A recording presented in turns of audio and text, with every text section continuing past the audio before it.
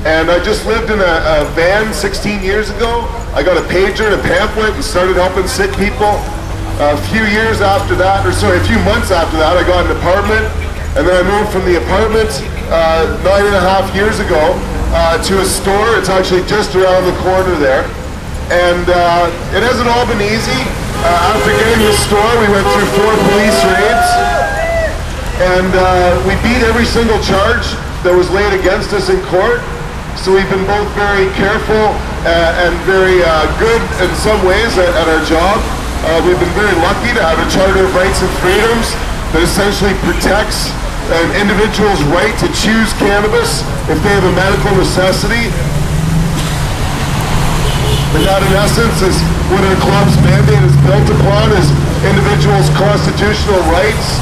If they have a diagnosis of a permanent physical disability or disease, their doctor doesn't have to cooperate, their doctor doesn't even have to know. Just like other herbal medicines and therapies, people have the right, and with our club, the ability to decide that they want to use medicine, or this medicine, if they're in chronic pain with arthritis or irritable bowel syndrome or any number of other conditions I could name off that cannabis helps with.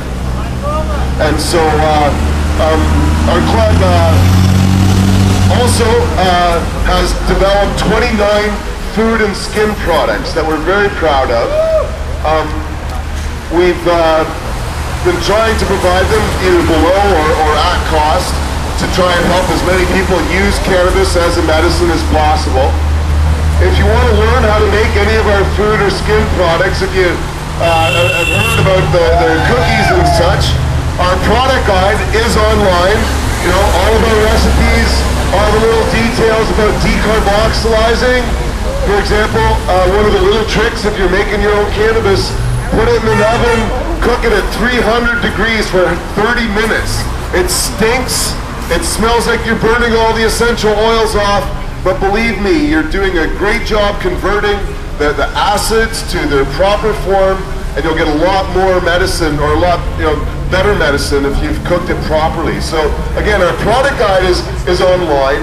But we just filmed a piece for Shaw Television as well, a full 1-hour documentary. 45 minutes of it is my girlfriend Gail showing how to make the extracts, or how to, not the hash, I know you guys all want to make hash oil, but how to make the vegetable oils and butters, and the other products in our club as well. So that's going to be played on Shaw TV very soon, and it'll be up on our web pages as well. We hope to be live casting this here today, but if you want to see either today or show it to other people, we're not only filming this, but we do have a YouTube page. We didn't want to be live, we have a Stickum page. I teach a lecture series at the University of Victoria. We broadcast it live on the internet, and again, we put it up on YouTube. And we're getting more into live casting. In fact, this afternoon we're going to set up the cameras at the Buyers Club, and we're going to be live for the afternoon for a silent art auction. There's 2 things happening today. We have a rally here, and then at 4:20 is the conclusion of our silent art auction. It's at the Buyers Club, but anyone can come down and buy some art if they want to. We've got like 27 different beautiful pieces of art donated by local artists. You can bid right up until 4:20, and it's a lot of really nice stuff that the bidding has been quite low on. So even for $10 or $20, you might be able to come out with something quite nice, or 50 for sure. But the silent art auction in the past was used to help the Cannabis Buyers Club with its debt and court cases. Last year we donated the proceeds to one of our members. Kevin got busted with like 47 plants, got kicked out of his house. The hazmat team had to come clean it up. There's thousands of dollars in fines that the landlord had to pay for him to move back into his home. So we helped Kevin with about $1,500 from our silent art auction. This year though, we need the proceeds ourselves. A couple weeks after International Medical Marijuana Day last year, our bakery got raided for the Cannabis Buyers Club. We have bakers working 7 days a week making cookies, massage oils, creams, We have a wide range of edibles, again 29 food and skin products, and we've helped probably 800 to 1,000 people get off prescription drugs entirely. Probably at least another 1,000 cut down significantly on what they were using, and another 1,000 never used them at all. But certainly when the bakery was raided, it not only had an impact on the medicine flow, but it really scared our club. Now, our club didn't get raided. I had the press conference the next day. But the police shut down our bakery. It was in an apartment building downtown. And they charged my friend Owen Smith with trafficking in THC.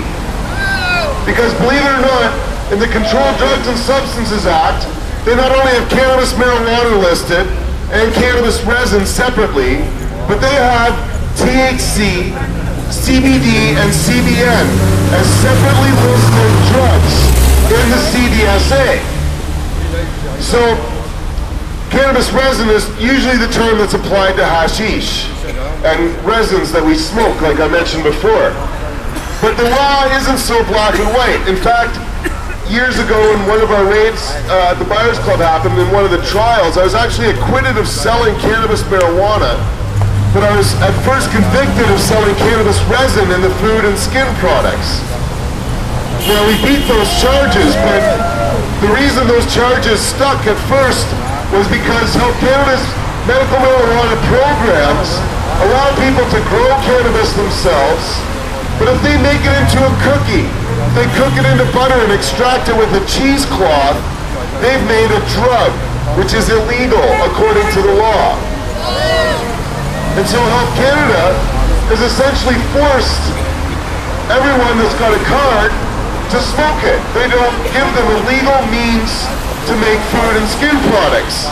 Even though they'll tell people smoking is unhealthy, even though they'll openly acknowledge that many people are getting their prescriptions for cannabis raised because they're supposedly eating so much, Health Canada wants to have their cookie and eat it too, you could say.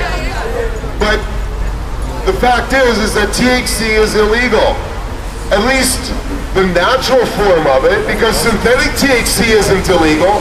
Prescription companies can sell you, it's called Sesamat or Marinol, Dronabinol are the technical legal terms for it. But the government's more than happy to sell you pills, synthetic copies of this plant. But they don't want you making your own plant in your backyard, sharing your neighbor's medicine. That doesn't make them any money. That doesn't make their corporate friends any money. So the government is protecting drug companies. They're in fact paying drug companies millions of dollars for people to use Sesamat, to use synthetic THC. But they'll prosecute people for making cookies. Oh. Somebody want a cookie? I shouldn't tease them. I shouldn't tease them, my God. It's 10 years ago today I actually got arrested giving out pot cookies at November 15th. Just want you to be safe, okay. They should know how to make their own cookies now. Our cookbook's online. Yeah, these guys push their luck, especially Liam. He loves getting in the costume.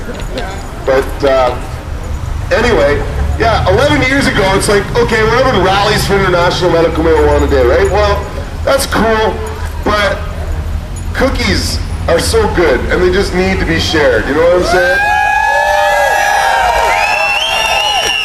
11 years ago, I just thought, one of the best things I could do would just be to go and just, feed the world cookies. And so 11 years ago, I just I think all I did was call up the Q radio station, and I'm like, hey guys, I'm giving out cookies at noon tomorrow at the library downtown. And so didn't take much more than that for pretty much everybody in the media to show up in town, about 100 people, and the Victoria Police.